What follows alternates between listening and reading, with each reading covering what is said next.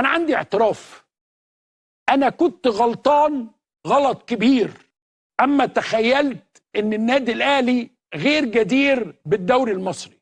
انا غلطان من ساعة ما ربنا خلقني وانا بشجع نادي الحمير. انا حمار، انا بعترف للنادي الاهلي اني انا حمار. وعلى فكرة واحد من المقربين قال لي بلاش الزمالك، الاهلي خد الدوري. اضرب نفسي 30 جزمة. تعالوا شوف اللي عاملينه. انا اسمي الاهلي يا حرافيش، تشوفوني تموتوا من الخضة، جمهوري ده جيوش مش جيش، انا كينج اللعبة انا الوردة، انا نادي القرن وبعدينها، هاتوا فرقة ما كسرتش عينها، انا ملك ال90 وبكيف في الملعب اخصامي باينها، على وقت ما بحضر بخربها، اخصام انا